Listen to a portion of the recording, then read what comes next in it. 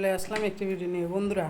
আজকে দুপুরে কি রান্না করেছি আজকেও তোমাদেরকে দেখাবো দুপুরের মেনু কী করেছি। তো চলো আমার সাথে দেখার জন্য। এই যে সাদা ভাত, এখানে আমি সাদা ভাতটা নিয়ে নেব। এই যে সাদা ভাত, এই যে ঢ্যাঁড়স ভাজা, ঢ্যাঁড়স আর বরবটি মিশাল করে ভেজেছি বন্ধুরা। আর এখানে আছে ডোমর ভাজা, এটা আছে ডোমর ভাজা, সজনা ভাজা, আর আছে এখানে আমের টক।